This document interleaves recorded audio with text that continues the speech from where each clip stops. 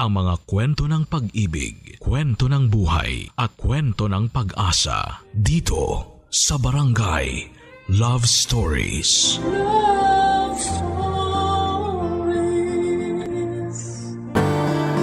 Walang pinapanganak na perpekto. Ngunit hindi ito dahilan para magkasala at paulit-ulit na maging abusado sa mga mahal natin sa buhay.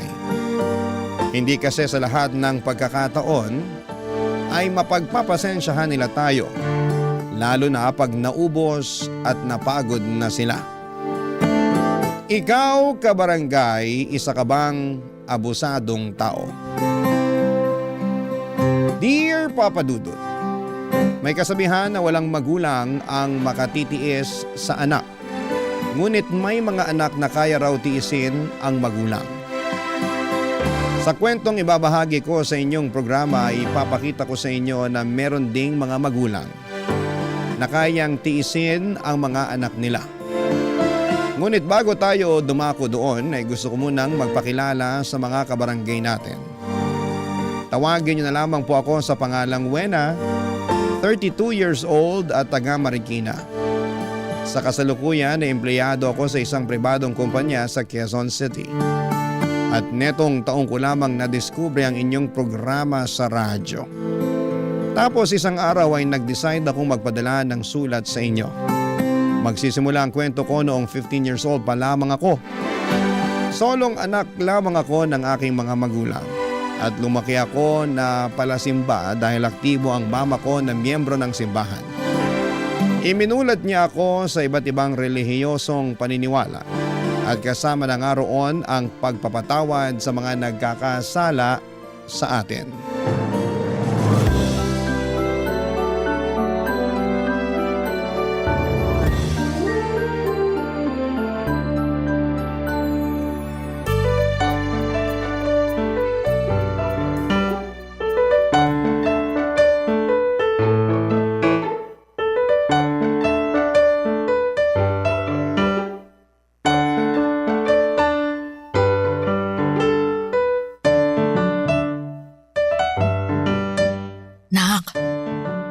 Natulog ka sa misa kanina sa simbahan.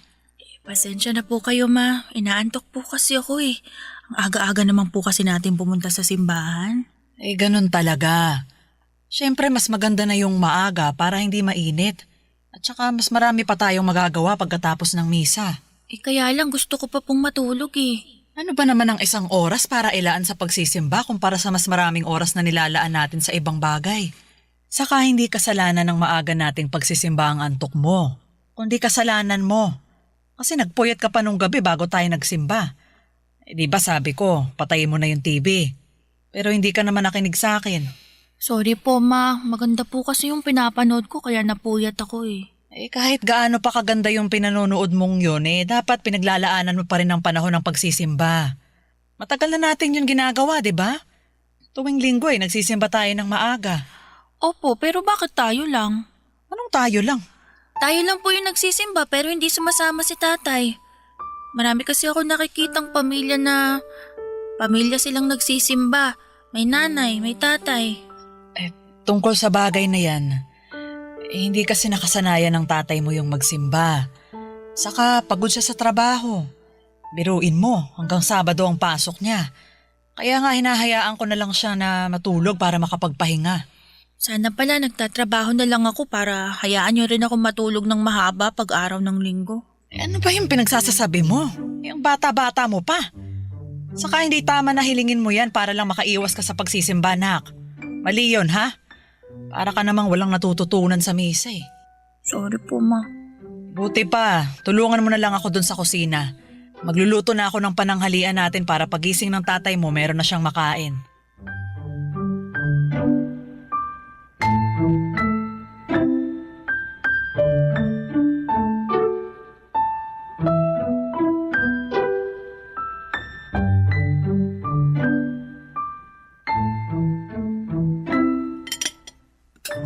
Kain ng kain, Gregor. Naalala ko, nabanggit mo kagabi na gusto mong kumain yan. Sinarapan ko talaga yung niluto kong sinigang para makahigop ka naman ng sabaw.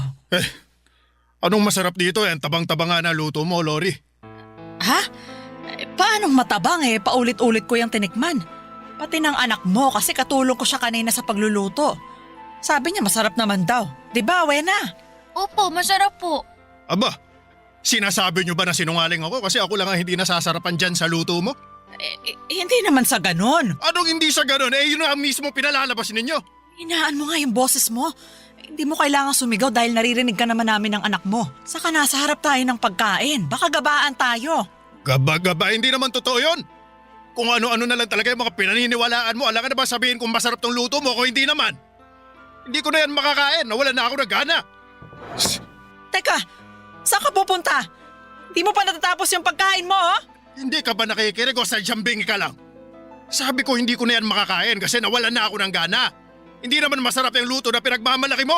Ang tabang para akong humihigop ng tubig na may mantika. May sobra ka naman magsalita. Pinaghirapan namin ang anak mo na lutuin yan. Kaya nga sana inayos nyo na rin. Sana sinarapan nyo para hindi naman masayang. Buti sana kung pera nyo pinambibili natin ang ulam, may pera ko naman. Anak na mo, bakit umiiyak yung anak mo? Wala naman akong ginagawa sa kanya. Ay malamang, natakot sa lakas ng boses mo. Ay, nak, huwag ka nang umiyak ha. Naku, nag-iinarte lang naman yan. Buti pa kakain na lang ako sa labas. Sigurado pa ako na masarap kakainin ko doon kaysa dito sa lintik na pamamahay na to. Papadudot kung anong bait palasimba, maunawain at mapagpatawad ng mama ko ay kabaligtaran naman niya ang ugali at budhi ng papa ko. Maliit pa lamang ako ay gano'n na ang personality niya. Yun bang reklamador, bayolente, nakaangil palagi at palamura at mapang-insulto kahit na sa aming pamilya niya. Ewan kung bakit siya ganon, ngunit sa kabila ng lahat ay matyagang nakisama sa kanya ang mama ko. Pero sa totoo lang, habang nagkakaedad ako ay unti-unti akong nawala ng amor sa tatay ko. Hindi ko kasi naramdaman sa kanya ang pagiging ama. Kaya madalas ay napapatanong ako kung ano ang pakiramdam na mahalin ng isang tatay. At sa tuwing pinahahayag ko kay mama, ang pagkadismaya ko tungkol sa ugali ng tatay ko ay palagi niya akong pinapaalalahanan. Nalawakan ko raw ang aking pangunawa. Sa makatuwid ay gusto niya na ako ang mag-adjust sa ugali ni Papa na sa bawat araw na lang yata na ginawa ng Diyos ay mas lalong lumalala.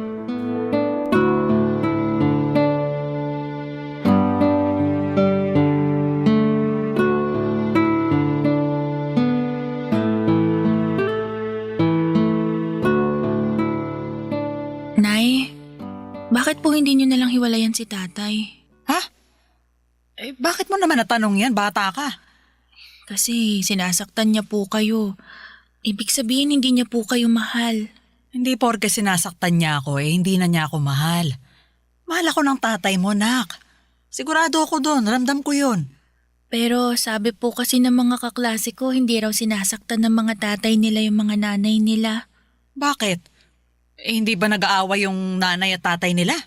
Nag-aaway din naman po. Oh, kita mo na. Saka hindi tayo nakakasiguro na hindi nasasaktan ng tatay nila yung nanay nila.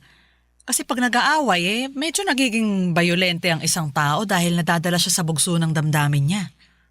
Ibig pong sabihin, normal lang po yung ginagawa sa inyo ni tatay? Ha?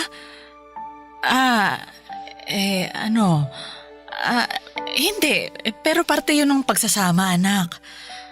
Alam ko, hindi mo pa maiintindihan sa ngayon. Pero darating yung araw na mauunawaan mo ang lahat. Pag nag-asawa ka na, ganun.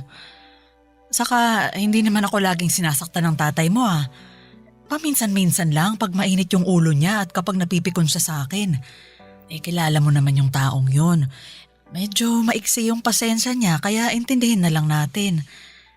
Para sa akin, wala lang naman yun. Pinatawad ko na rin siya sa mga nagawa niya. Lori!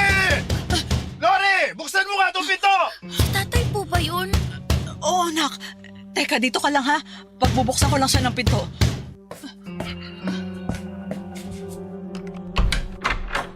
Anak ka naman ang lintik! Bakit ang tagal mo buksan ang pinto? Aray ko, Gregor! Bakit mo naman ako sinasaktan? bunutan! Nagtanong ka pa talaga eh. Pinapapak na nga ako ng lamok sa labas dahil sa bagal mo. Pagbuksan ako ng pinto! Paanong mabagal? Pinagbuksan nga kita agad! Sumasagot ka pa talaga, ha? Ayan! Ayan dapat sa'yo! Aray ko!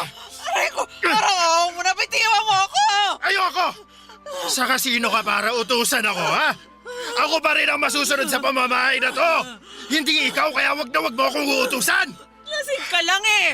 Hindi mo alam ang sinasabi at ginagawa mo! Ano hindi, ha? Patutunayan ko sa'yo na alam ko! Tay, bitiwan niyo na po si nanay. Nasasaktan na po siya.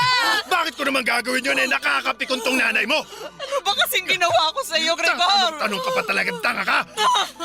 Sige na po, tay. Bitiwan niyo na po si nanay. Bakit ka ba kasi nakikisali sa amin, ha? Gusto mo ikaw na lang ipalit ko dito sa nanay mo? Gregor! Gregor, wag na wag mong sasaktan ang anak natin! Eh, anak ba natin tong maingay at makialamerang batang ito, ha? Oo! Ay, ako po to. Si Wena. Sino Wena? Sino Wena? Wala akong kilalang Wena! Gregor naman, bitiwan mo na ako! Kanina mo pa ako sinasabunutan Ka. eh! Huwag mo sabi akong uutusan! Ang igay! Ang igay-igay mong bata ka! Halika nga rito! Ano pong gagawin niyo sa akin? Bitiwan niyo po ako. Gregor! Bitiwan mo si Wena! Yan ang dapat sa'yo! Maingay ka! Masyado ka kasi pakialamera! Sa susunod, matuto kang lumugar, ha? Let mo kapalian kaya kita ng buto! Walang hiya ka, Gregor! Sarili nating anak yan, paano mo nagkawasaktan? Wala kang konsensya!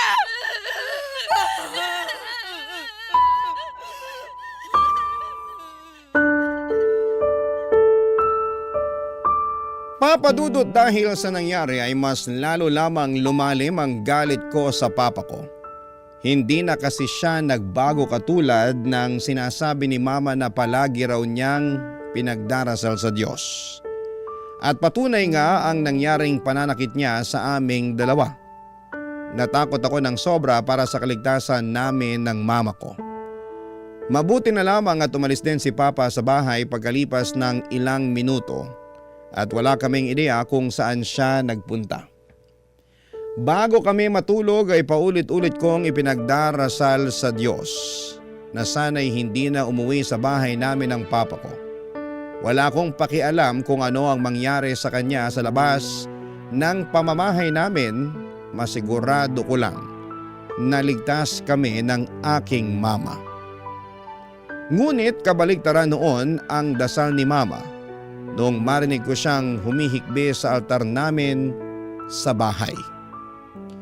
Kung gaano ko kasi kagusto na hindi na bumalik sa bahay at buhay namin ang papa ko, panay naman siya ng paghiling na sana ay umuwi na raw ang kanyang pinakamamahal na asawa. Barangay Love Stories. Barangay Love Stories. Ewan papadudot, pero habang tumatanda ako ay natuto na rin po akong magtanim ng galit at tampo sa mama ko. Masyado kasi niyang mahal ang papa ko hanggang sa punto na ayos lang sa kanya na pisikalin niya ito. Katwiran niya ay may mga araw naman daw na mabait si papa sa kanya at magkasundo sila. Kaya lang ay mas madalas ay mainitin naman ang ulo nito at mapanakit. Alam ko sa sarili ko na hindi ko na mababago ang pagmamahal ng nanay ko sa tatay ko kahit na ano pang dumi ng pagkatao nito.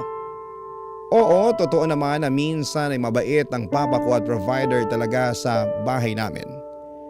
Pero para sa akin ay hindi yon sapat dahil mas lamang pa rin ang mga atraso niya sa aming dalawa ni mama. Walang gabi na hindi ako natakot para sa kaligtasan namin sa kamay ng sarili kong ama. Isang gabi habang nasa kalagitnaan ako ng mahimbing na tulog, ay nagising ako dahil sa pagtatalo ng mga magulang ko o papadudot.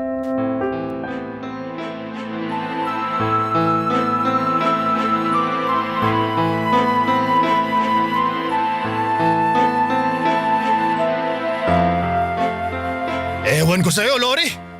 Marumi ka lang talaga mag-isip, malisyosa. Ako pa talaga ang malisyosa at marumi mag-isip? Eh sino pa nga ba? Alangan naman ako ikaw yung nagpapaniwala sa mga walang katuturan text message na yun, di ba? Paano hindi ako maniniwala? Kilalang kilala ka nung nag-text. Wala lang yun. Baka naninira lang yun. Ewan ko ha, pero ang hirap balewalain eh. Ano mahirap doon? Pwede mo naman burahin yung text at kalimutan na lang ang lahat, di ba? Bakit ba kasi kayo mga babae gustong-gusto niyong pinapakomplikado ang lahat? Hindi namin pinapakomplikado pero palaging tama ang kutob namin. Anong gusto mong palabasin? Na tama nga yung kutob mo wala ka namang ebidensya. Nasisarahan ka na yata ng ulo eh. Kaya nga tinatanong kita eh. Gusto kong maging tapat ka sa akin dahil asawa mo ako. Alam mo, ikaw! Igor, itiwan mo ko, hindi ako makahinga. Bibitawan lang kita pag nanahimik na yung maingay mong bibig. Tay! Bitiwan niyo po si nanay! Wala. Maawa na po kayo! Bitiwan niyo po si nanay! Nasasaktan na po siya eh! Igor, bitiwan mo na ako. O ayan! Binitiwan na kita para manahimik na kayong mag-ina. Bakit niyo naman po sinakal si nanay? Ano po ba ginawa niya sa inyo? Eh yan kasi ang nanay mo masyadong madaldal. Anong masyadong madaldal? Nagtatanong lang ako. Ikaw yung bigla-bigla na lang nagagalit dyan. Wala naman akong ginagawa sa'yo. Aba naman! Gusto mo yatang masampal eh! Tama na po! Huwag niyo na masaktan si nanay! Ikaw naman, kung makaiyak ka naman dyan, akala mo, grabe na yung ginawa ko sa nanay mo! Hoy! Para sabihin ko sa'yo, kulang pa yung inaabot niyang sakal! Ano bang plano mong gawin sa akin, Aber? Ay gusto mo, gawin ko na lang, kaya sasabihin ko pa sa'yo! Nay! Tay! Huwag na po kayo mag-away! Ang lalakas po ng boses niyo, mga kapitbahay natin magising sa ingay niyo eh! Buti pa tong anak mo! May paki sa mga kapitbahay! Wen, huwag ka nang umiyak ha. Hindi naman kami nag-aaway ng tatay mo eh. Nag-uusap lang kami ha. Hindi na po ako bata para hindi malaman yung kaibahan ng nag-uusap at nag-aaway, Nay! Malinaw po na nag-aaway kayo ni tatay kasi mataas yung boses niyo. Galit na naman po si tatay. Sinakal pa nga niyo kayo eh. Tungkol sa bagay na yun. Hindi naman kasi makakatikim ng sakal yung mama mo kung nanahimik na lang siya. Hoy! Hoy, Lori! Hindi lahat ng tanong sa isip mo dapat bosesan mo na, lalong ikaiinit ng ulo ko yon. Ayusin mo lang talaga. Hoy, Wena! Kung may paki ka sa mga kapitbahay, pati ikaw, manahimik ka. Tumigil ka na sa kakaiyak, puro ka na lang iyak. Tanda mo na! Opo, tay. Yan! Ganyan ang gusto ko! Yung masunurin! O kita mo, Lori, buti pa yung si Wena marunong sumunod. Matuto ka dyan sa anak mong lintik ka bago pa kita masampal sa susunod. Buti pa, matutulog na ako. Hoy, Lori, huwag kang tumabi sa akin ha. Kung ayaw mong sungal-ngalin kita.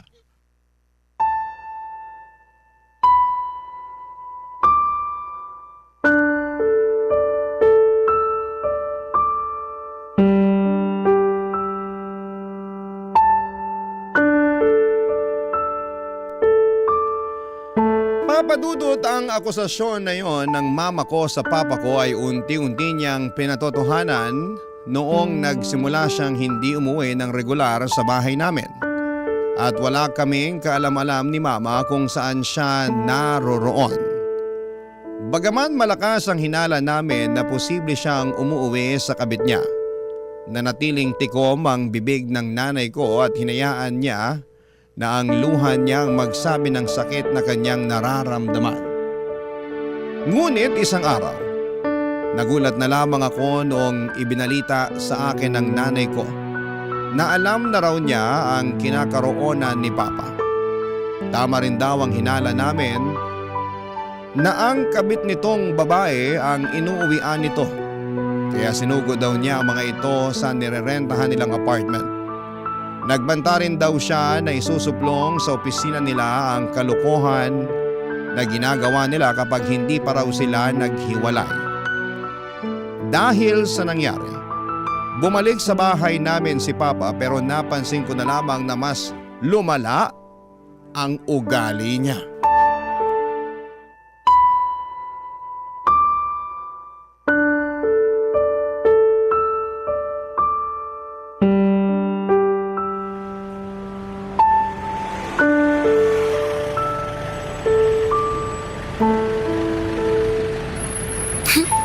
Ang gaganda at ang babango ng mga bulaklak na pinitas ko para kay nanay.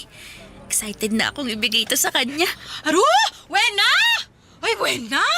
Ay, naku, buti naman nandiyan ka na. Eh, bakit po, Aling Hilda? Eh, ang nanay mo! Ando sa inyo, binubugbog na naman ang tatay mo! Mabuti pa, puntahan mo na, awatin mo na kasi baka ano pang magawa ng tatay mo sa nanay mo! Ano, bilisan mo na umuwi! Dali na! Opo.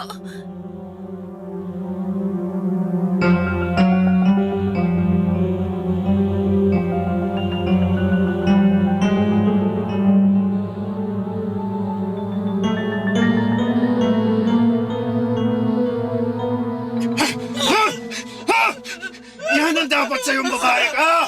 Ha? Bubunutin ko lahat ng buhok mo sa anit! Ha? My God! Hindi mo ako! Nasasaktan ako! Tay! Bitiwan niyo po si nanay! Oo ba? Nandito na pala ang tagapagtanggol mo eh! Wala! Ha? Umalis ka na! Po, ayoko po, hindi ko po kayo iiwan dito! Umalis ka na! Takbo na, anak! Baka mamaya madamay ka pa! Hindi ko po kayo iiwanan dito, Nay! Nakakatuwa naman kayong mag-ina! Kung ayaw mo palang iwanan ng nanay mo, edi dalawa na lang kayong sasakalin ko! Rigor! Huwag mong sasaktan ang anak ko! Anak ng hayop ka, Lori! Tinulak mo ako! Takbo na, Wena! Takbo na! Tara na, dali! Dali! Ayoko, Nay!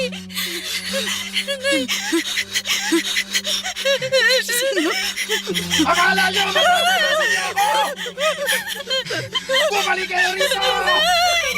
Hindi pa ako tapos sa inyo! Nay, ako na tayo ni tatay! Para ako ng tricycle, anak! Manong! Manong, pasakay po! Ano po nangyayari, ma'am? Yung asawa ko nababaliw na! Parang awa mo na, isakay mo na kami ng anak ko! Sige po, sumakay na kayo! Uy, nasakay na dali!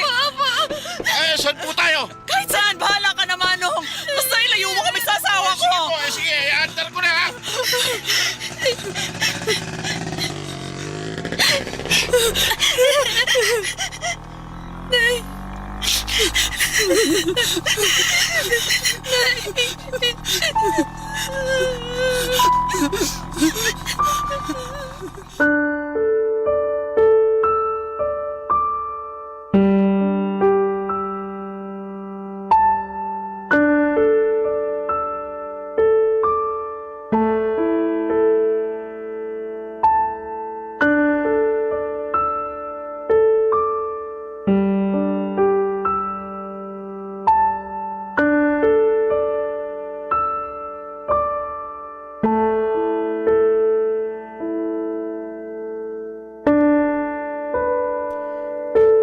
Papadudot nakatakas kami ni Mama sa naguhirimentadong si Papa.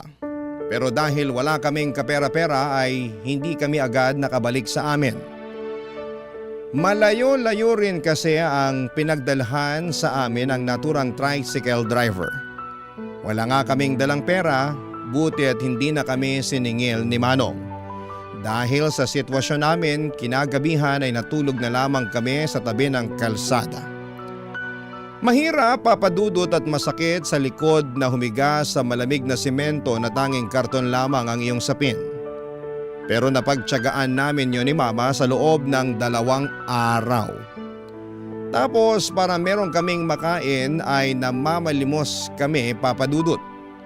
Doon ko talaga naranasang kutyain ng ibang tao na may makitid na pag-iisip habang nanliliit ng husto sa sitwasyon ng aming buhay. Noong 3 araw na ay nag-decide kaming bumalik sa bahay namin, papadudot. Nagsama kami ng barangay tanod pero nagulat kami na wala doon si Papa. Tulad ng dati ay hindi namin ulit alam ni Mama kung saan siya nagpunta. Barangay Love Stories. Barangay Love Stories. Papadudot, ilang araw ding nawala ang papa ko bago siya muling nagpakita sa amin ni Mama. Ayaw na nga siya noon pabalikin ng nanay ko sa bahay namin dahil sa trauma na naranasan namin mula sa mga kamay niya. Pero sa huli pinatuloy pa rin siya ni Mama matapos mangako ni Papa na hindi na kami sasaktan pa. Kaya lang ay naulit na naman ang pag-alis ng tatay ko sa bahay namin hanggang sa inamin na niyang meron na pala siyang ibang kinakasama. Yung dati pa rin niyang kabit. Ibig sabihin ay hindi talaga sila naghiwalay ng landas. At umuwi lang daw siya noon sa amin dahil nag-away sila. Sa huli ay nagpaubaya na nga ang mama ko at sinabihan ng papa ko na nakikipaghiwalay na siya rito. Tuluyan na rin niyang pinalaya sa pamamahay namin ng papa ko. Bagay na masasabi kong kinatuwa ko ng husto. Pero dahil nga tila napilay ang pamilya namin ay si mama na ang nagsilbing provider. Naghanap siya ng mapapasukang trabaho upang sustentuhan ang mga bayarin namin, pagkain sa araw-araw at pag-aaral ko. Hindi nagtagal nakagraduate ako ng high school at nag-decide akong mag-working student noong kolehiyo. Mabilis na lumipas sa mga taon. Natapos ko ang kurso ko at nangako ako sa aking mama na patitigilin ko na siya sa pagtatrabaho. Ngunit mayroong nangyari na hindi ko lubusang inaasahan.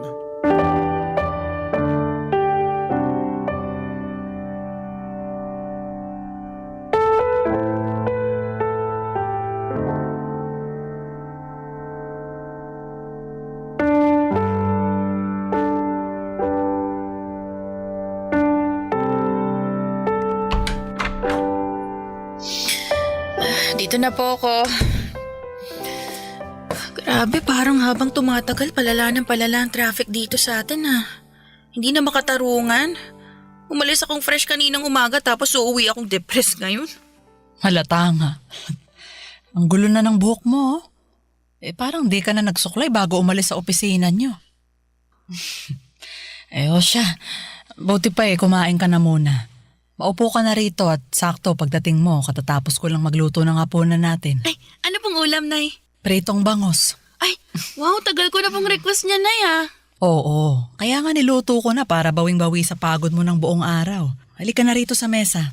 Masamang pinaghihintay ang grasya. Apo, Nay.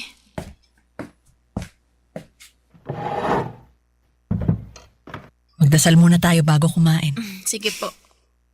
Salamat po sa mga biyaya na patuloy niyong pinagkakaloob sa aming pamilya. Sa pagkain, sa inumin, at sa buhay araw-araw.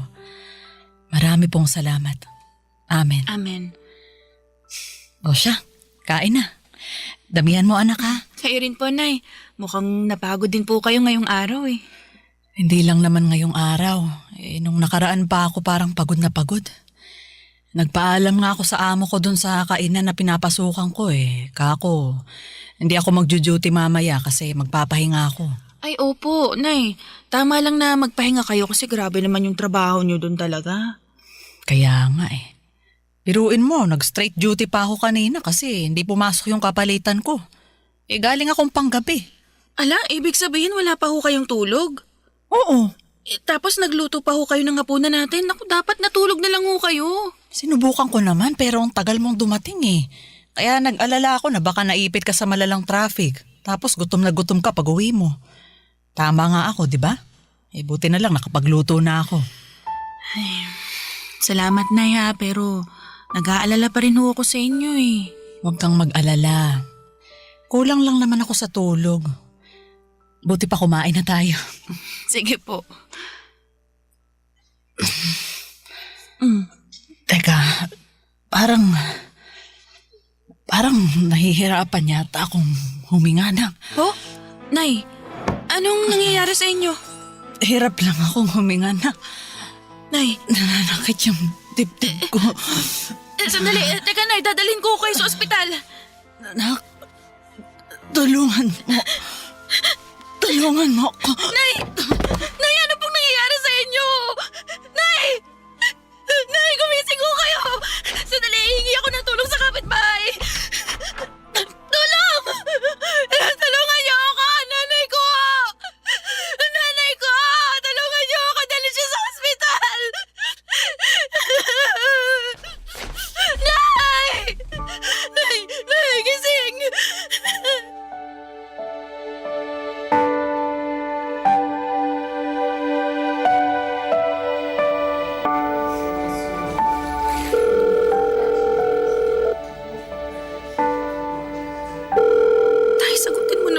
tawag ko. Kailangan kita ngayon dahil nasa ospital si nanay. Maawa ka naman, Tay. Kung may pakialam ka pa sa amin, sagutin mo tong tawag ko. Sino rito ang kamag-anak ng pasyente? Ako po, Dok. Nanay ko yung pasyente. Pasensya ka na, Iha. Pero wala na ang nanay mo.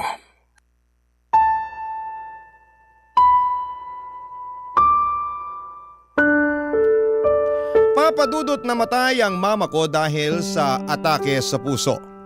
At ako lamang mag-isa ng mga panahong yon. Ni hindi ko nga makontak ang papa ko at wala kong kaideya-ideya kung saang lupalop ng Pilipinas ko siya hahanapin. Dahil sa mga nangyari sobrang tulala ako at halos mawala ng lakas. Buti na lamang at tinulungan ako ng mga nurse doon para matawagan ang mga kamag-anak ni mama.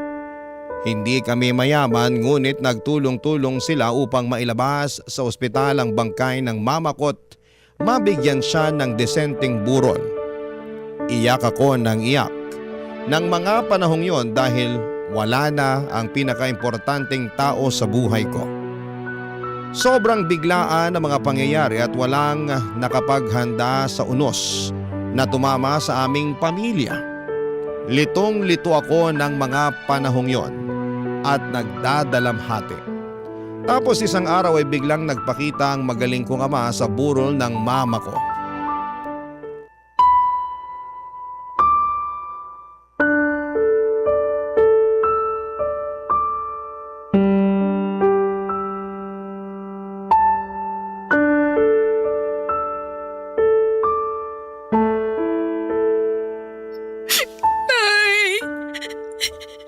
Nay naman eh.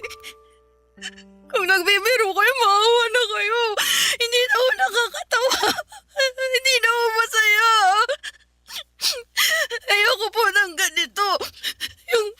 Yung nandyan kayo, nakahiga, natutulog. Alam kong hindi nagigising pa ulit. Sana po na managinip lang to kasi ang sakit-sakit. Ang hirap tanggapin na mawala kayo sa piling ko! Hindi ko po kaya, Nay! Paano na po ako? Iniwan na tayo ni Tatay, pati ba naman ako iiwan niyo rin? Hindi ko po kaya, Nay! Nay, gumising na po kayo! Bangon na kayo! Sana hindi totoo na wala na kayo! Wena, may bisita ka na. Tatay mo. Sino? Wena, anak ako ito. Tatay mo. Alam ko na, may sama ka ng loob sa kanya. Ayoko sana siyang papasukin dito sa chapel, pero nagpupumilit na gusto raw niyang makita ang asawa niya sa huling pagkakataon. Tsaka, burol naman to ng nanay mo, nak. Ayoko naman gumawa ng eksena kaya pinapasok ko na siya. Di ba wala akong kaso yun, Chang? Salamat po. O sige, maiwan ko na muna kayo ha, na makapag-usap din kayo. Sige, salamat po.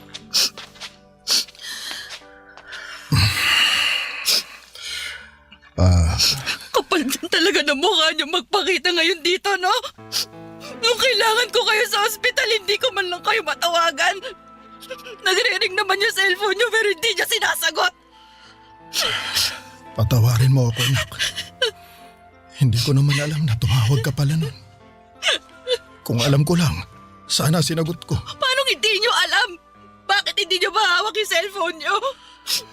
Oo, wala sa akin. Asan? Sa kabit niyo? Kaya hindi niya sinasagot kasi ako yung tumatawag. Siya rin yung nagpatay ng cellphone niyo, ganon? Oo, pero nag-away na kami. Nagalit ako sa kanya kasi hindi niya sinabi agad na... Ano gusto niyo maramdaman ko, ha? Magtatalon ako sa tuwa dahil nagalit kayo, inaway niyo siya? Hindi naman sa ganun, anak. Wag niyo akong tatawaging anak dahil hindi ko matandang nagpakatatay ka sa akin. At kahit na hanggang sa huling sandali ng nanay ko, wala kayo! Wala ka! Alam mo, kasalanan niyo talaga kung bakit siya namatay eh. Kung hindi niyo sana siya pinasakitan noon, binugbog, pinasama ang loob, di sana kasama ko pa rin ang nanay ko ngayon! Kayo talagang pumatay sa kanya! Kaya nga gusto kong humingi ng kapatawaran sa nanay mo. Kaya anin niya pa yung kapatawaran sinasabi niyo? Hindi niyo na yan maririnig pa, sige nga! Sana patawarin mo ako.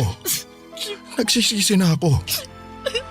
Walang sandali simula nung malaman kong namatay na si Lori na hindi ako binagabag ng kalooban ko. Sinasabi niyo ba na kung hindi namatay ang nanay ko, hindi pa kayo mapapagabag at magsisisi? Sabi na ang nakakapal ng pagmumukha mo! Buti pa umalis na kayo rito! Ayoko na makita ang pagmumukha mo dahil nasusuka ako sa pagkatao mo! Wala kang karapatang makita ang nanay ko kahit nasa huling sandali niya dahil wala kayong kwentang asawa! Uwe na naman. Huwag mo naman ako ipagtabuyan. Tatay mo pa rin naman ako eh. Hindi na kita tatay! Simula sa mga oras na to, pinuputol ko ng ugnayan natin sa isa't isa! Kaya lumayas ka na! Layas!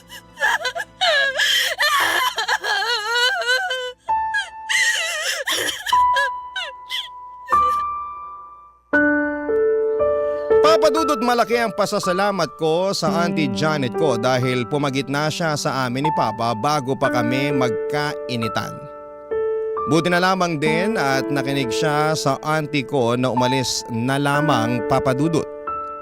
Pagkaalis niya ay napahaguluhol akong muli dahil sa magkahalong galit at matinding sama ng loob. Para sa akin, Papa Dudut, ang kapal na mukha ng papa ko na magpakita sa burol ng mama ko at tumakto na nagsisisi, pero noong nabubuhay pa naman si mama ay hindi namin mahagilap ang anino niya. Kaya nga pinangatawanan ko na lamang na hinding-hindi niya makikita ang mama ko hanggang sa huling hantungan nito. At kahit na masakit, kahit na mahirap mabuhay ay nagpatuloy pa rin po ako. Walang araw na hindi ko nami-miss si mama kahit na ilang taon na ang lumipas. At kahit na alam ko na nandyan pa naman ang papa ko ay hindi ko talaga siya kayang patawarin. Pero netong 2025 lang ay nag-reach out siya sa akin at sinabi niya na meron siyang malubhang sakit. Pero hindi ko siya kinausap dahil ayaw ko na ulit siyang makita pa. Kung natiis niya kami noon ni mama ay mas kaya ko siyang tiisin ngayon. Hanggang dito na lamang po, Papa Dudut, ang sulat ko. Maraming salamat po sakaling mapili po ninyong i-ere sa programa ninyong Barangay Love Stories. God bless po and more power sa inyong programa. Ang inyong kapuso at kabarangay forever, Wena. Anong say mo sa Barangay Love Stories na ito? Pagkwentuhan natin sa comment section yan. Ang mga kwento ng pag-ibig, kwento ng buhay at kwento ng pag-asa dito sa Barangay Love Stories. Love Stories. May mga taong sa una ay hindi mo magagawang maunawaan kung bakit ka pinapakitaan ng kagaspangan. Kung bakit madalas ay parang pasan nila ang mundo at ikaw ay lagi ang kanilang pinagbubuntunan. Ikaw, kabarangay, may kilala ka bang tao na ang hirap unawain ng pag-uugali? Dear Papa Dudut, ako nga pala si Kate, 18 years old at gusto ko lang magsumbong tungkol sa Ate Angie ko. Mas matanda siya sa akin ng 17 years kaya siguro ay madalas ay hindi kami nagkakaintindihang dalawa. Parang walang araw na hindi kami nagtatalo. Parang walang away na hindi niya pinupuna ang bawat mali ko o maski na ang bawat galaw ko. Kung kayo ang nasa sitwasyon ko ay maintindihan niyo ako kung bakit lumayo ang loob ko sa kanya sa pagdaan ng panahon. Suplada, masungit, bungangera at strikto kasi si Ate Angie. Tinalo niya pa ang nanay namin pagdating sa pagbubunganga. Ni minsan ay hindi ko narinig na nagbunganga ang nanay ko. Pero si Ate Angie, nako, madalas yan papadudot.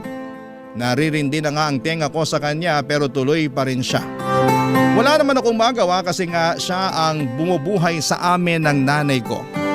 Laging sinasabi ni nanay sa akin na hayaan ko lang daw ang Ate Angie ko dahil bago lang sa trabaho. O di naman kaya ay dadatnan na. Lahat naman ng dahilan ay iniintindi ko, Papa Dudut, pero madalas kasi ay hindi ko na matansya ang ugali niya. Mahal ko po si ate pero madalas ay parang pinag-iisipan ko na kung babawiin ko na lang yung pagmamahal kong yon para sa kanya. Kahit kasi talaga maliit na bagay, nagagawa niyang palakihin. Parang feeling ko madalas ay wala na akong nagawang tama sa paningin niya. Parang lahat na lang ay may mali. Nakakasama ng loob pero hindi ko naman magawang sabihin sa kanya ng diretsyo na hindi na ako komportable sa mga sinasabi at pinupunan niya sa akin, Papa Dudut. Apektado na kasi ako madalas at hindi na nakakatulong sa aking mental health, Papa Dudut.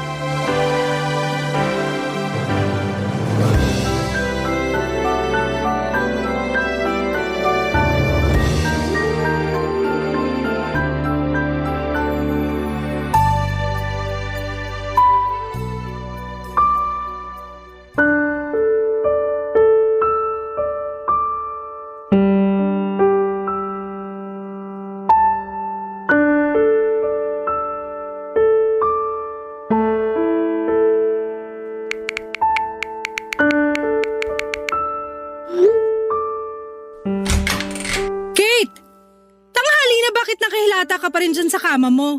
Ate, linggo naman eh. Kahit linggo o huling araw mo na sa mundo, ayoko pa rin nakikita ka nakahilata lang dyan. Lumabas ka at maghanap ka ng pwedeng ayusin dito sa bahay. Ang init kasi ate. Pag medyo lumamig-lamig na lang tsaka na ako lalabas. Kakaubos pa naman ng sunscreen ko ngayon. Gamitin mo yung sunscreen ko sa kwarto. Dali na! Ay, ayoko nung sunscreen mo ate. Ang lagkit tsaka ang baba ng SPF. Eh sa'yo na nga mura sa pharmacy eh. Huwag mo na akong artihan ha. Kung sunscreen lang ang problema mo, gamitin mo na yung sakin. Pagtsagaan mo na lang kaysa wala ka magamit. Mamaya na ate, may kausap lang ako ng mga kaklase ko sa GC namin. Baka may assignment kami na hindi ko pa nagagawa. Hindi ka talaga nang ubusan ng rason no? Kanina sunscreen tapos ngayon yung GC na. Anong next? Totoo nga ate. Kung gusto mo basahin mo pa tong GC namin para makita mo eh. Akin na. Joke! Si ate naman oh. Para kang hindi naturuan tungkol sa privacy. Hahamunin mo ko na basahin yung laman ng GC nyo tapos aatras ka. Duda kung assignment nga ang pinag-uusapan nyo dyan.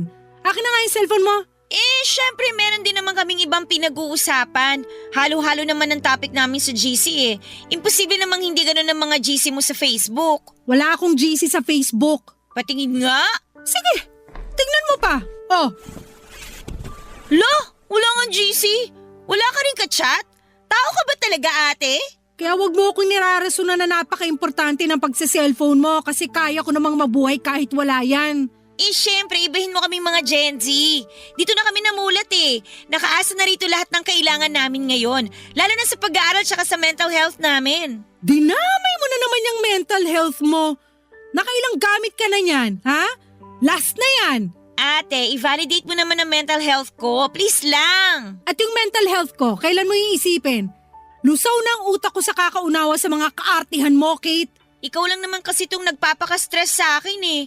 Kung hayaan mo na lang sana ako, di maayos ang mental health natin pareho, di ba? Hindi ko na talaga alam kung paano ka kakausapin. Huwag mo lang naman kasi akong bungangaan palagi. Paano hindi ka bubungangaan puro katamaran at kaartihan ang alam mo? Yan! Nasasaktan kaya ako sa mga salita mong ganyan. Ay nako ate, hinay-hinay lang naman sana, no? Bakit? Hindi ka ba maarte? Inaayon ko naman ang kaartihan ko sa sitwasyon. Kahit anong sitwasyon, maarte ka. Hindi ka talaga nagmana kay nanay, no? Wala ka kasing filter pag nagsasalita eh. Talo mo pa yung mga bungangerang nanay sa teleserye. Inuubos mo talaga ang pasensya kung bata ka eh. Chill ka lang, pwede ba? Ay, okay, ganito na lang. Lumabas ka muna ng kwarto ko. Gamitin mo yung sunscreen mong malagkit, tapos pumunta ka sa park at mag-meditate ka doon. Kasi mukhang kailangan mo ng peace of mind eh. Peace of mind? Hindi ko yan makukuha hanggat hindi ka umaayos, Kate. Kaya ikaw mag-sunscreen, lumabas ka ng kwarto mo at mag-meditate ka kahit sa sementeryo pa. Hindi mo na talaga pakakalmahin ang dugo ko.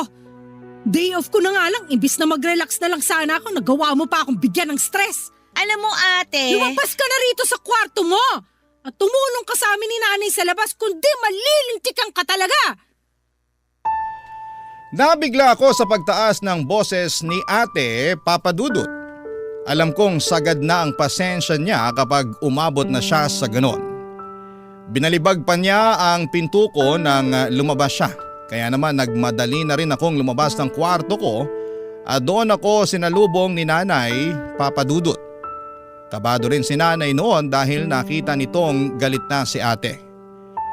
Binulungan ako ni Nanay na sumunod na lamang sa sinasabi ni Ate para hindi na kami magtalo pa at para hindi na lalong uminit ang ulo ni Ate.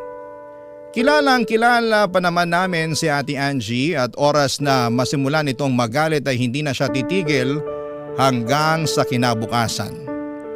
Akala mo'y palaging dinadatnan o hindi naman kaya ay nagme-menopause na.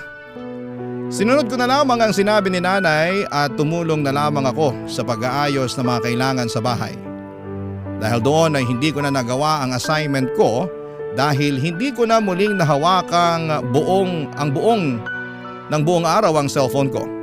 Sa tuwing gagawin ko kasi yon, ang talim agad ng tingin sa akin ni Ate. Kinuha rin niya ang cellphone ko noong bandang gabi na para lang masigurado na hindi na ako magse-cellphone. Binalik na lamang niya yon sa akin kinabukasan nang paalis na ako papunta sa eskwelahan.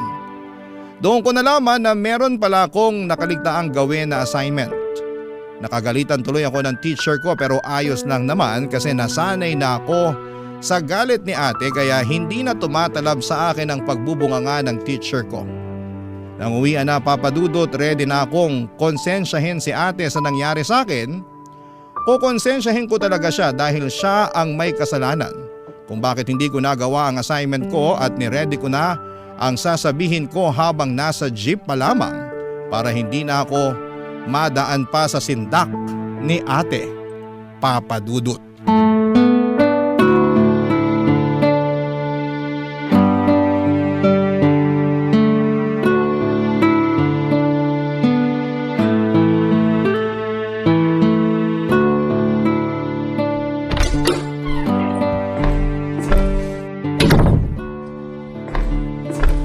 Nay?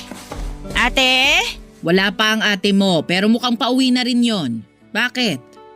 Gusto ko lang naman sanang magreklamo kay ate. Naku, ikaw talagang bata ka. Wala ka ba talagang kadala-dala? I-stressin mo na naman ang ate mo. Alam mong pag Lunes, ang dami niyang hinahabol sa trabaho. Kung ano man yan, wag mo na lang sabihin. Tiisin mo na lang, kung hindi pare-parehas tayong malilinti ka na naman. Masyado ka kasing takot sa kanya na eh. Ikaw ang reyna dito, ikaw ang nanay. Dapat sa'yo siya matakot. Ayoko lang ng gulo. Ayoko lang din madagdagan pa ang stress ng ate mo. Pagod na nga sa trabaho tapos may sasabihin ka pang hindi maganda. Ano na lang ang reaksyon niya nun? Kung maliit na bagay lang naman niyang irereklamo mo, wag mo na lang sabihin para wala ng gulo. Hindi maliit na bagay to, Nay. Kasi dun sa pagkuha niya ng cellphone ko kagabi, hindi ko tuloy nalaman na meron pala kaming assignment.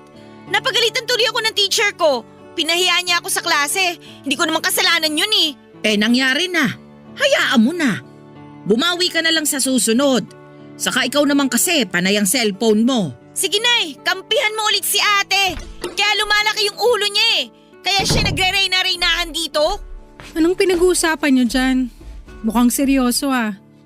Nay, nakapagluto na ba kayo ng ulam? Gutom na ako eh. Ipiprito ko pa lang yung tilapia. Teka Bago magluto si nanay ng ulam, ate, may gusto lang sana akong sabihin sa'yo. Kate! Ano nangyayari rito? Ano na naman bang ginawa mo, Kate? Ako kaagad? Pag may problema dito, ako palagi. O anong pinupunto mo? Ay, hayaan mo na ang bunso natin, Angie. Alam mo naman yan.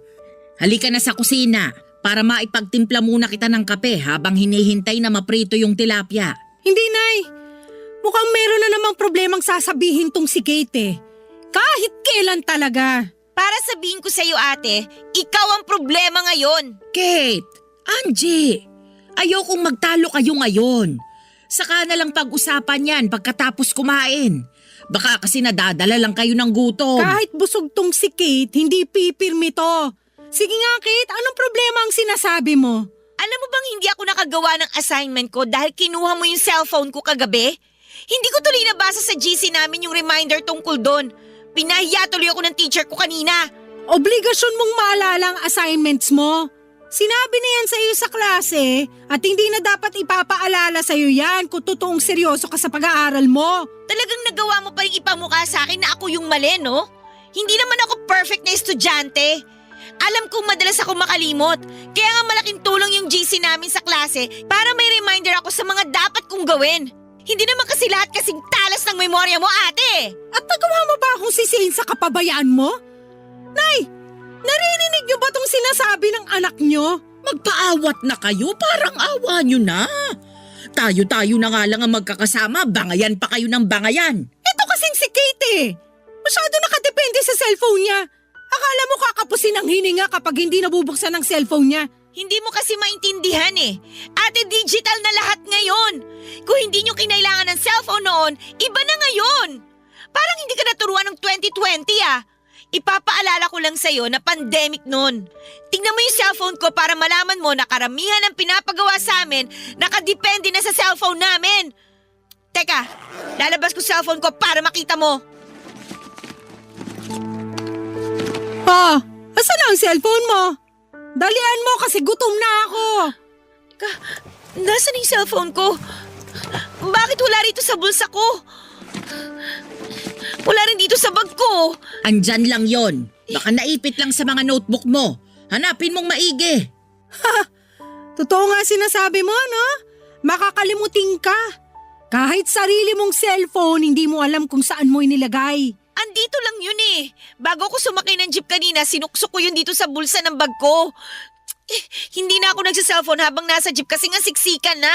Hindi kaya nadukutan ka sa jeep kanina? Ayan! Mabuti nga sa'yo at nadukutan ka para madala ka na. Naili ka na sa kusina. Tutulungan na lang kita magprito ng tilapia para makakain na tayo.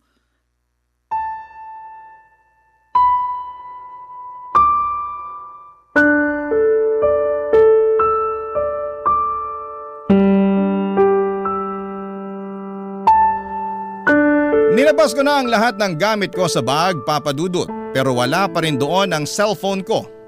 Naghubad na rin ako ng uniform sa pag-asang nasabit lang ang cellphone ko sa damit ko pero wala. Ang saklap. Ang masakit pa ay parang walang pakialam si ate na nawala ang cellphone ko. Para bang natuwa pa nga siya. Anong klaseng tao ang matutuwa kapag may nawala ng importanteng gamit? Naiiyak na ako noon dahil kahit si nanay ay hindi ako magawang lapitan para i-comfort dahil pinipigilan siya ni ate. Hindi nila alam kung gaano kaimportante ang cellphone ko sa akin dahil andun lahat ng kailangan ko para sa klase, Papa Dudut.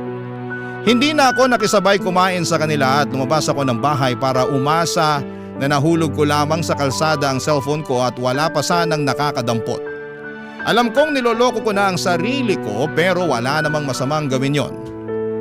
Sinubukan ko ring abangan ang jeep na nasakyan ko baka sakaling umikot pa sa amin at baka nahulog lang sa sulok ang cellphone ko.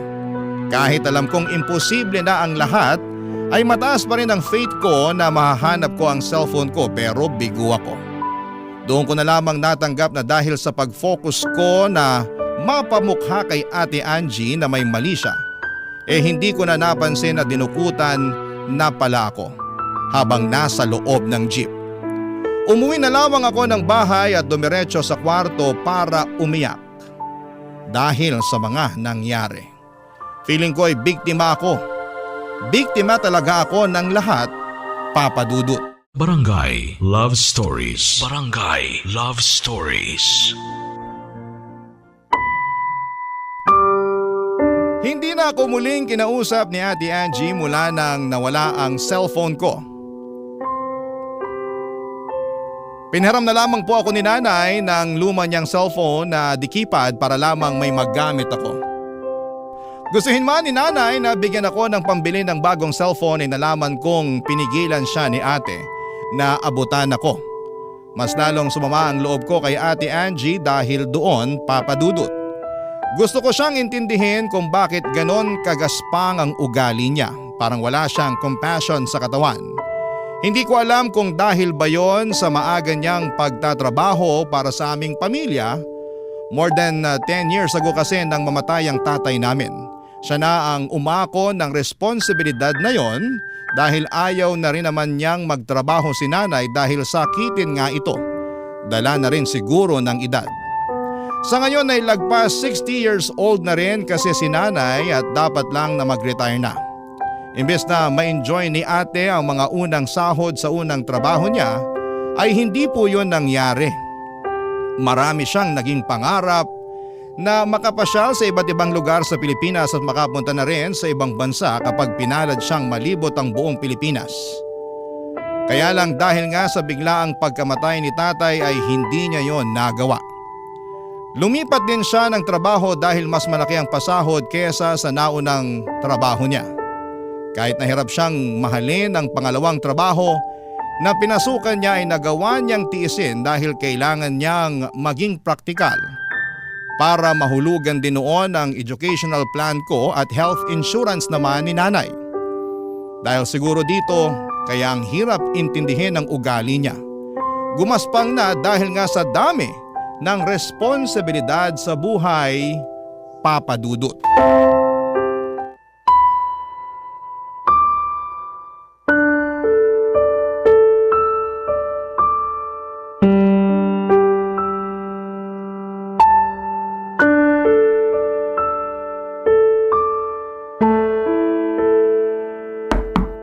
Bukas yan, pasok! Lumamig na yung turon na niluto ko kanina. Sabi mo lalabas ka na ng kwarto mo. Wala po akong ganang magmerienda, Nay. Bigay niyo na lang po yung turon kay Ate Angie mamaya pag uwi niya. Paborito mo pa naman ang turon. Binalot ko talaga sa maraming asukal yung saging. Saka hindi ko nilagyan ng langka kasi alam kong ayaw mo nun. Thank you, Nay, pero busog pa kasi ako eh. Paanong busog? Hindi ka rin kumain kaninang tanghali. May natira pa akong chichirya sa bag ko. Yun po yung kinain ko kanina kaya nawala po yung gutom ko. Ano bang nangyayari sa yung bata ka, ha? Ilang araw ka nang walang ganang kumain. Lagi ka na lang nagkukulong dito sa kwarto mo. Wala lang po ako sa mood, Nay. Babawi na lang po ako sa susunod. May tampo ka pa rin ba sa ate mo? Hindi naman nawala yun, Nay. Ay, wag mo sanang masamain ang ipinapakita sa'yo ng ate mo. Nung una, hindi naman sana. Kaya lang, paulit-ulit na lang niyang pinaparamdam sa akin na problema lang ako dito sa bahay. Hindi ako makagalaw kahit good mood siya. Paano ba naman kasi, bawat galaw ko, pinupuna niya. Para bang lagi na lang niyang inaasahan na magkakamali ako? Ang hirap gumalaw na pag lagi kang binabantayan. Pagpasensyahan mo na lang ang ate mo. Kilala mo naman yun. Iyon na nga po eh. Kilalang kilala ko na siya. Ni minsan hindi niya nakita yung magaganda ko nagagawa. Nipurihin ako kapag mataas yung grades ko sa school. Hindi niya yung ginagawa. Pero kapag maliit lang na pagkukulang ko at pagkakamali ko, hanggang kinabukasan na kagad yung sermon. Ako na lang ang babawi sa mga masasakit na sinasabi niya. Ako na lang ang papansin sa mga nagagawa mong maganda. Nakikita ko naman yun. Kaya huwag kang mag-alala. Ay, salamat po, Nay. Alam ko naman pong nakikita niyo yon. Pero masarap din naman sana sa pakiramdam kung makita rin niyo ni ate para mabawasan yung galit niya sa akin. Hindi naman galit sa'yo ang ate mo. Galit lang siya sa mga maling nagagawa mo. Kasi ang taas ng expectations niya sa akin eh. Nakakalunod, Nay. Alam ko achiever siya nun.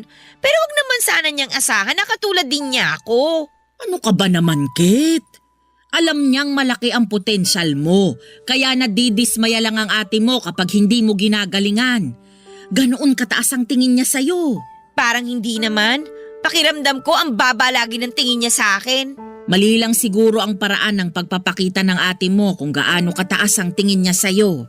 Saka ayaw niya sigurong lumaki ang ulo mo, kaya hindi niya masyadong pinapansin kapag gumagawa ka ng maganda. Hindi naman kawalan sa kanya kung paminsan-minsan papansinin niya na may nagagawa rin akong tama. Para ma-inspire naman ako lalo na pagbutihin pa. Hayaan mo. Pag uwi niya, kakausapin ko siya tungkol dyan. Ay naku, Nay, wag na po. Baka sabihin na naman niya sumbongera ako. Mas lalo siyang magalit sa akin. O sige, bahala ka na kung anong gusto mong gawin. May gusto nga po akong gawin, Nay eh. Ano ba yun? Susuportahan ko yan. Nasa tamang edad na naman po ako. Huwag mong sabihin mag-aasawa ka na. Hindi pa tamang edad ang 18 para mag-asawa ha? Nay, hindi! Ano ba kayo? Gusto ko lang pong magsarili na. Pwede naman ako magtrabaho. Mapagsasabay ko na ang pag-aaral at pagtatrabaho kasi marami naman po nag-o-offer ng mga part-time job ngayon. Bakit kailangan mo pang umalis dito? Kung gusto mo nang magtrabaho, hindi naman kita pipigilan. Pero sayang lang kung ang sahod mo ay mapupunta lang sa upa. Pagsisikapan ko na lang po yun, Nay. Mas mabuti na yun kesa may sumbat pa sa akin ni ate yung pagtira ko dito sa bahay kapag wala siya sa mood. Hindi niya pwedeng isumbat ang pagtira mo rito sa bahay. Dahil kami ng tatay mo ang bumili ng bahay na ito. Bahay mo na rin ito. Pero Nay… Huli na to na pag-uusapan natin ang tungkol sa paglipat mo. Magsuklay ka na riyan at lumabas ka ng kwarto mo. Sabayan mo na akong kumain ng turon sa kusina.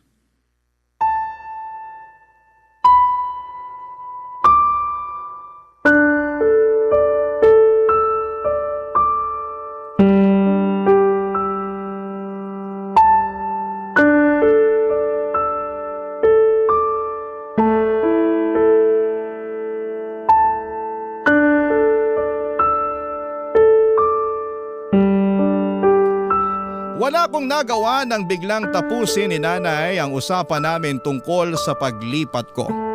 Gusto ko na talagang umalis ng bahay namin dahil hindi ko na kayang makarinig pa ng mga puna ni Ate Angie. Hirap na akong makahinga sa bahay dahil bawat galaw ko pinapansin niya at minamasama niya. May naipon naman ako kahit konti mula sa allowance na binibigay sa akin ni ate. Napaghandaan ko at napagplanuhan ko naman ang lahat bago ako mag-decide na umalis. Hindi lang dahil sa bugso yun ang damdamin ko, pakiramdam ko kasi mas makakabuti para sa akin na makalayo na muna kay ate.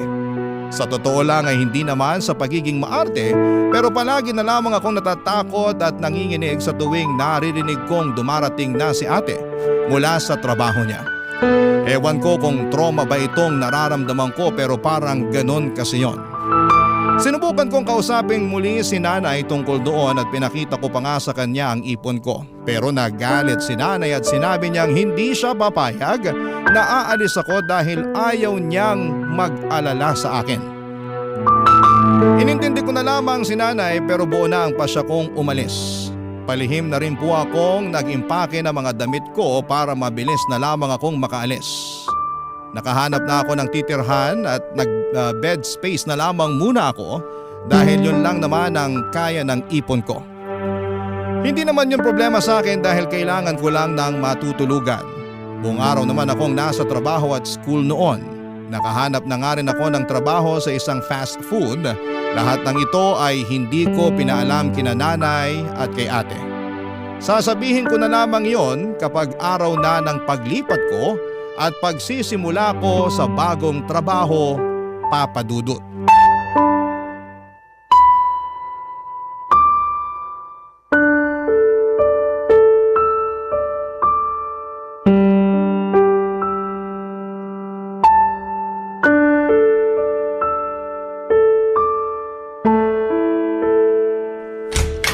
Hoy, Kate! Ate naman! Sana kumatok ka muna bago ka nagbukas ng pinto. Nagulat tuloy ako sa'yo. Kanina ka pa kasi pinapalabas ni nanay para makisabay ka ng kumain sa amin. Busog pa ako. Kumain kami kanina ng mga kaklase ko sa kantin bago umuwi. Hindi ka na nakikisabay sa amin ah. Lagi ka na lang sa school kumakain tuwing uwian. Saka kumukuha ng pera. May ipon naman ako, ate.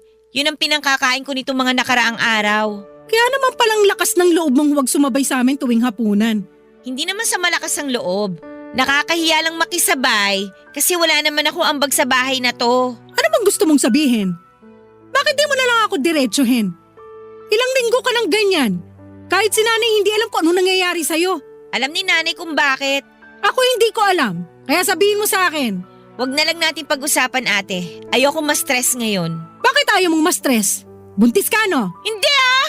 Ang tamang hinala mo naman, ate. Grabe. Eh ano nangyayari? Liwanagin mo kasi. Ayan ka na naman, ate.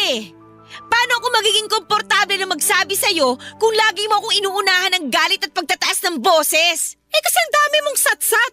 Alam mong stress na ako sa trabaho tapos ganyan ka pa sumagot. Alam kong stressed ka na sa trabaho kaya hanggat maaari ayoko nang dumagdag pa. Pero sa ginagawa mo, mas lalo mo lang dinadagdagan ang problema ko. Eh di wag mo na akong problemahin.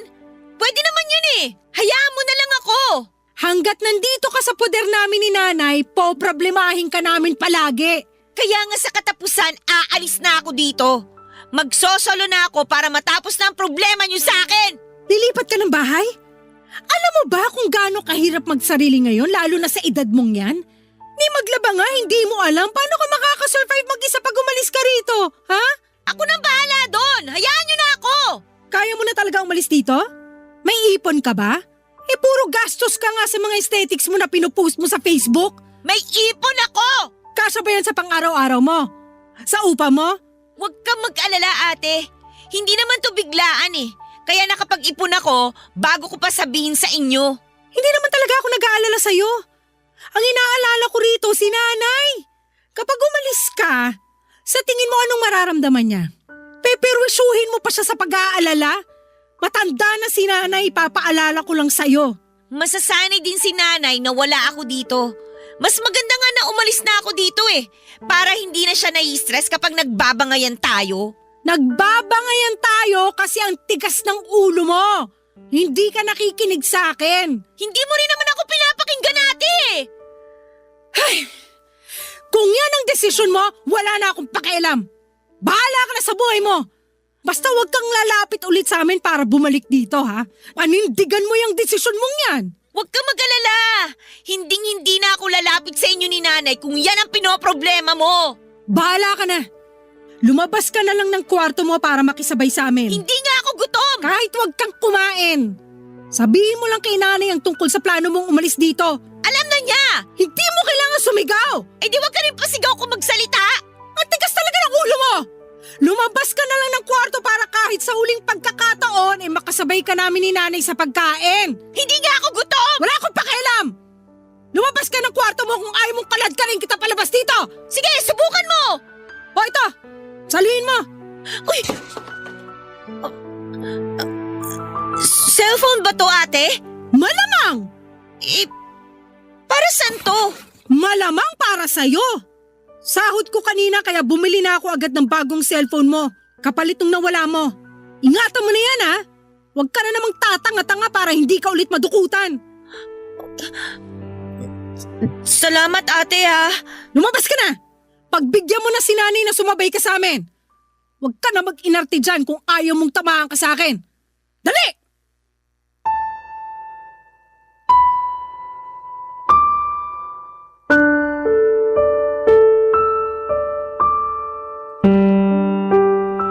Papadudot, binalibag ni ate ang pinto ko nang lumabas siya ng kwarto ko. Ramdam ko man ang galit niya noon pero ramdam ko pa rin ang pagmamalasakit niya sa akin. Binuksan ko ang cellphone na binili niya, mas maganda at mas mahal yon kesa doon sa nawala sa akin. Naiyak na lamang ako kasi sa unang pagkakataon ay naramdaman ko ang care ni ate para sa akin. Inayos ko lang ang sarili ko at nagpulbos para hindi mahalata na umiyak ako. Pagkatapos noon ay lumabas na ako ng kwarto para humarap at sumabay kina nanay at ate sa pagkain. Pinagalitan nga ako kaagad ni ate dahil natagalan sila sa paghihintay sa akin. Lumalamig na raw ang pagkain. Hindi ko na lang pinansin at ayoko nang palakihin pa ang inis niya para hindi masira ang gabi naming pareho. Kahit busog, sumabay pa rin akong kumain sa kanila. Pagkatapos kumain ay sinabi ko na kay nanay ang plano ko. Nagalit si nanay dahil pinayagan ako ni ate na umalis na ng bahay.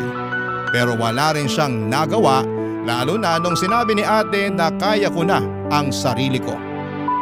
Maganda na rin daw na umalis na ako para wala na siyang ibang iniisip pa.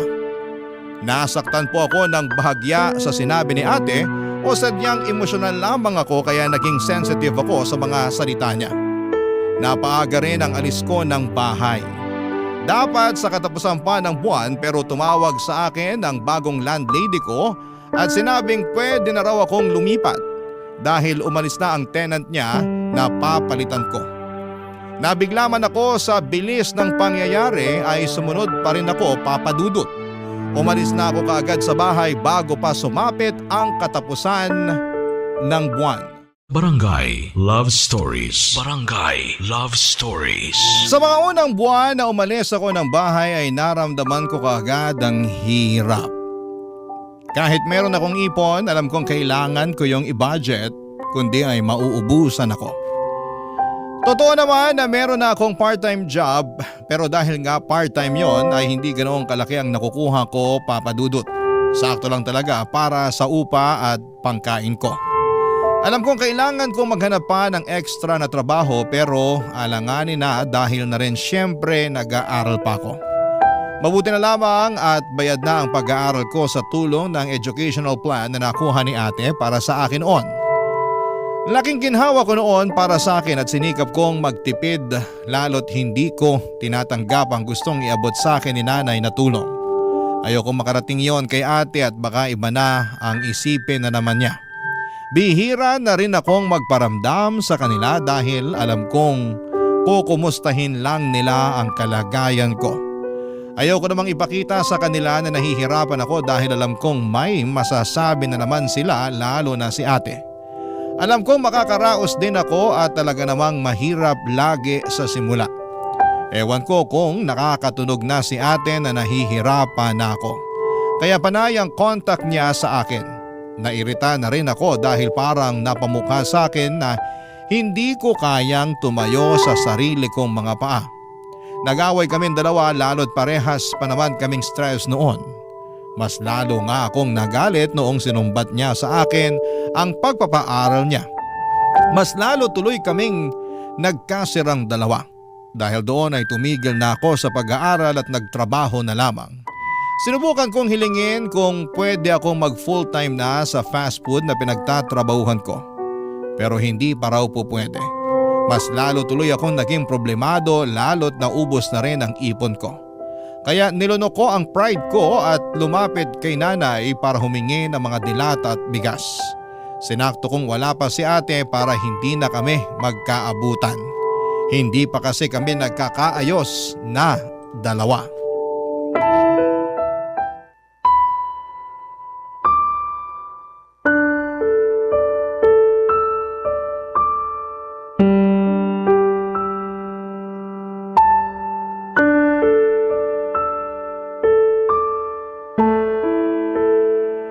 Kunin mo na lahat ng sardinas dyan. Lalo na yung mga maaanghang. Ikaw lang naman ang mahilig dyan noon kaya bumibili ang ate mo niyan eh. Magtitira pa rin naman ako ng mga 2 piraso, Nay. Baka makahalata si ate pag biglang nawala to lahat. Wala namang masama kung malaman niyang humihingi ka rito ng bigas at dilata. Anong walang masama? Gusto niyo po bang bungangaan na naman niya ako? Baka mamaya sumbat na naman niya sa akin to kapag nalaman niya. Ganun lang talaga magpakita ng concern ng ate mo. Di ka na nasanay doon. Mali naman yung paraan niya, Nay. Hindi naman pwedeng ganun eh. Mas lalo lang bumababa ang tingin ko sa sarili ko sa tuwing sinusumbat niya lahat ng binibigay niya sa akin. Pagpasensyahan mo na lang ang ate mo. Nadadala lang kasi siya sa pagod. Tapos dagdag pa sa pag-aalala niya sa'yo. Hindi ko naman ramdam na nag-aalala siya. Mas ramdam ko na nag-aabang siyang magkamali ako para patunayan na tama siya sa lahat ng hinala niya tungkol sa akin. Ay! Hindi ko na talaga alam ang gagawin ko sa inyong magkapatid. Dati naman lagi kayong magkasama at magkasundo. Ano bang nangyari sa inyo? Si ate kasi, walang bilib sa akin. Lagi na lang akong minamaliit. Baka mali lang ang interpretasyon mo sa mga sinabi niya. Mali ba, Nay? Kasi harap-harapan niyang sinasabi sa akin na mali lahat ng desisyon ko. Concern lang kasi ang ate mo. Wala naman siyang masamang ibig sabihin doon. Sa ganung paraan lang siya nasanay kahit noon pa man. Siguro kasalanan din naman ng tatay mo kung bakit ganun siya magsalita. Nung nabubuhay pa ang tatay mo, pareha sila ng pananalita ng ate mo eh. Nay, wag mo na siyang ipagtanggol. Mas lalo lang sumasama yung loob ko dahil parang wala na akong kakampi ngayon. Paano bang wala? Anong tawag mo sa akin? Kay Ate Angie naman kayo kampi eh. Lagi na lang yung side niya yung iniintindi nyo. Lagi kayo may magandang rason kung bakit siya ganun sa akin. Samantalang ako, nilaban niyo ba ako sa kanya ni minsan? Malamang oo. Hindi mo lang naririnig, pero lagi kitang ipinaglalaban sa kanya.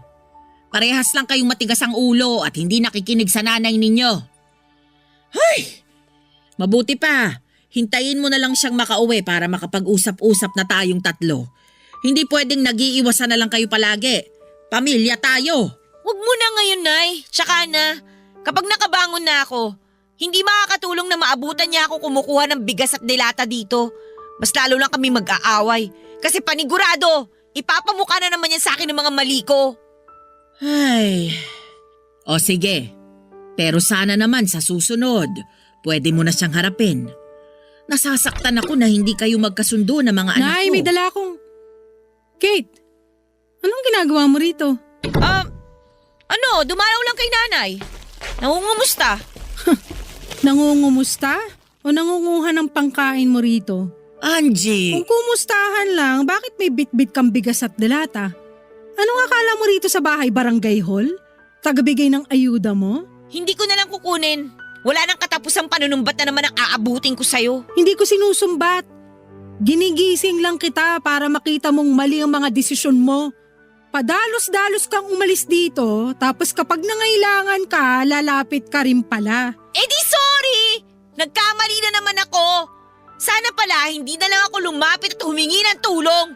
Sabi ko na nga ba hindi talaga ako nagkamali na ito na naman yung magiging eksena nating dalawa, ate. Angie! Magtutunog sumbat talaga sa'yo lahat kasi wala ka nang ambag. May gana ka pang gumawa ng mali tapos ang ending, kami pa rin ang sasalo sa'yo. Hindi pwedeng ganyan, Kate. Kung may ginawa kang desisyon, panindigan mo. Huwag kang mag-alala, ate. Huli na to. Hindi na ako hihingi ng tulong sa inyo kahit na piso. Mas maniniwala ako kung bibitawan mo yung bigas at mga delata. Tsaka ka lumabas ng bahay na to para mapanindigan yung pride mo.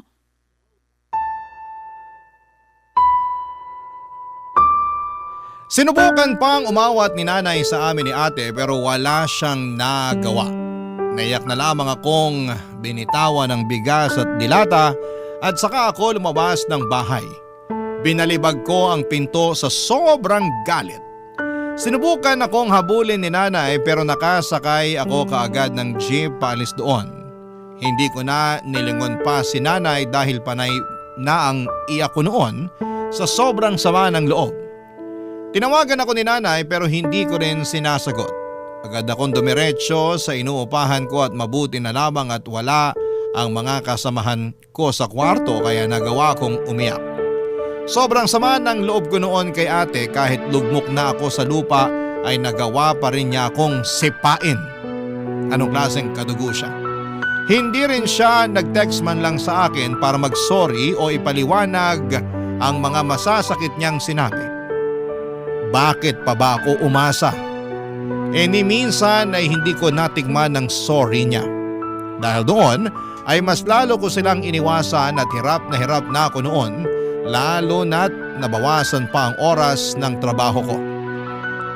Sinikap ko maghanap ng ibang trabaho pero walang tumatanggap sa akin dahil bukod sa masyado raw akong bata ay wala pa akong tinapos na pag-aaral. Nagtuloy-tuloy ang problema ko, Papa Dudut, ilang beses na lang ako sa isang araw kong kumain. Madalas pa ay puro biskwit, fishball at 3-in-1 na kape. Bubusugin ko na lamang ang sarili ko sa libreng tubig sa inuupahan ko. Napansin rin yon ng landlady ko kaya nilimitahan na niya sa 2 liters ang libreng tubig sa akin kada araw. Nakaramdam ako ng panliliit dahil doon. Isang araw ay hindi na rin ako nakabayad pa ng upa at dahil doon ay wala akong ibang nagawa kundi ang mag-impake na dahil pinapaalis na ako ng landlady ko. Sinubukan ko pang makiusap pero ang sabi niya may nakaabang na bagong tenant kaya kailangan ko nang umalis. Binigyan niya ako ng 5 araw para makahanap ng bagong lilipatan. Yon ang naging problema ko dahil wala akong nahanap sa huling araw ng pangungupahan ko. Kaya mabigat man sa loob ko ay nagsimula na ako mag-impake at inisip ko na lamang na matulog muna sa mga bus terminal kung saan ay maraming tao at hindi makakahalata ang mga empleyado roon. Panay ang iyak ko habang inaayos sa mga damit ko para makaalis na roon. Papa Dudut.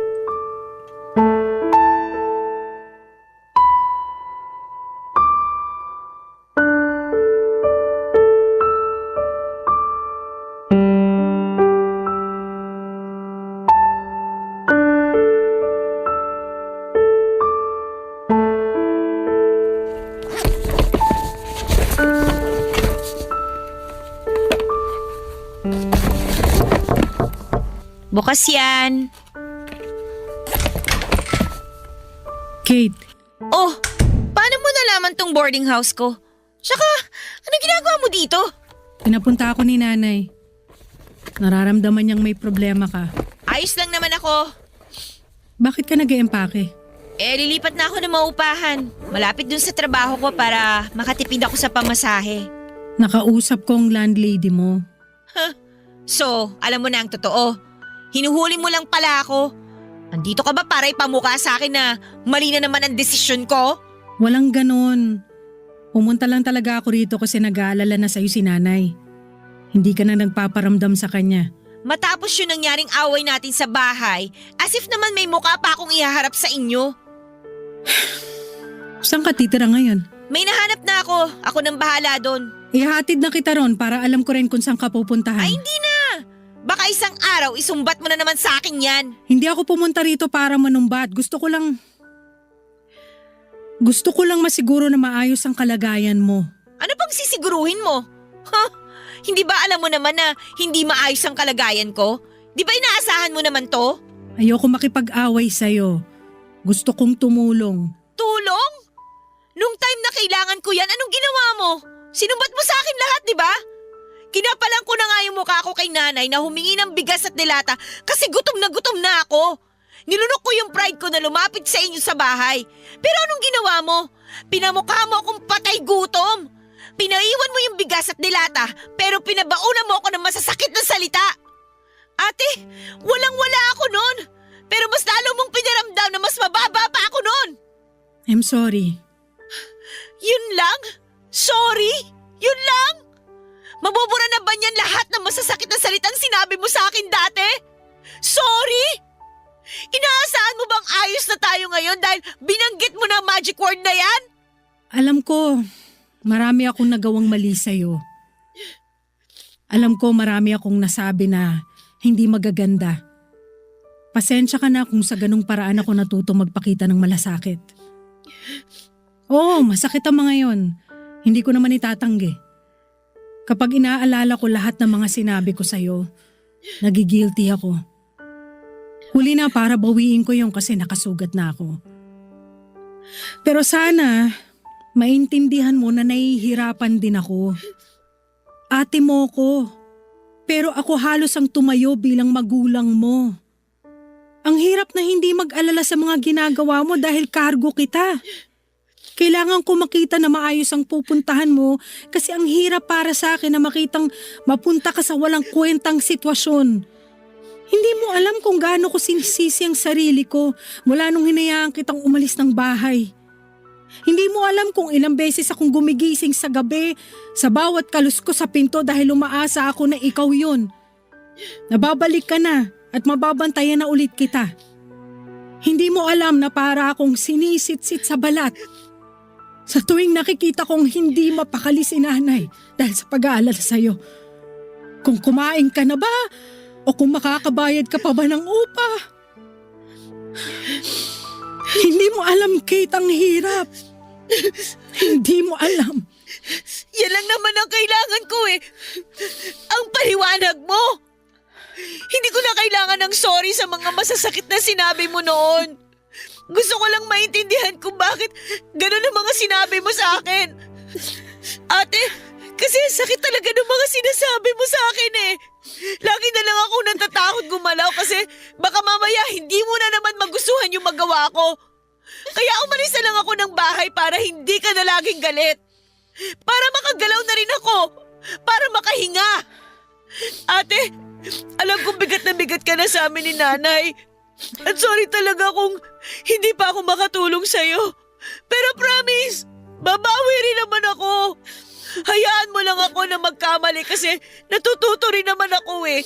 Hindi ko naman sinasadyang gumawa ng mali. Hindi lang talaga ako kasi galing mo. Kaya lagi ako natitison. Sorry ate ha. Balang araw, babawi naman ako eh. Hindi ka na mabibigatan sa akin. Makakatulog ka na ulit ng maayos kasi hindi ka na ulit mag-aalala. Promise. Basta, hayaan mo lang ako magkamali. Gusto ko rin namang matuto eh.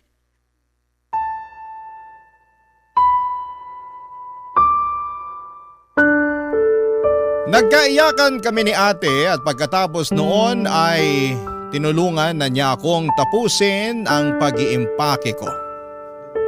Inuwi na niya ako sa bahay at doon ay masaya akong sinalubong ng nanay ko. Panay ang iyak ni nanay nang makita niya ako at inalalayan niya ako na makapasok ng bahay. Napansin agad niya ang pangangayayat ko.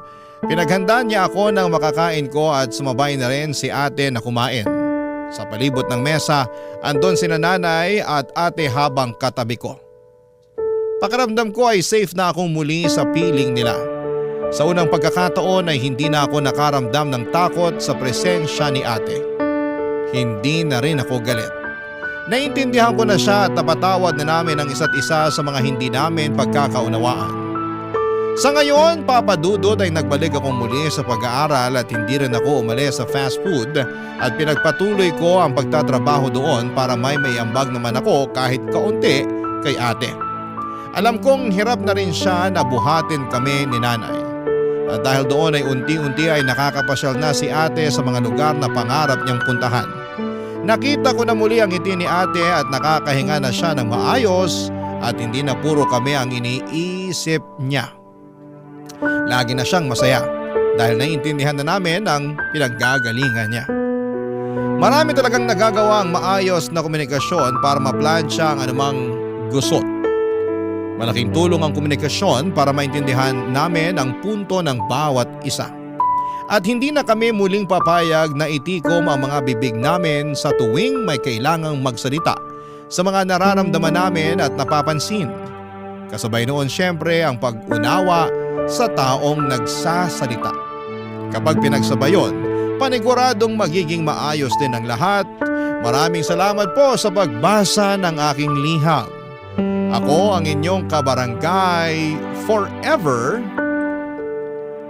Kate. Barangay Love Stories. Barangay Love Stories. Anong say mo sa Barangay Love Stories na ito?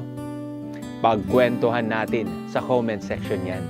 Nagustuhan ng iyong napakinggan? Ituloy yan via live stream sa www.gmanetwork.com/radio. Barangay LS 97.1 forever.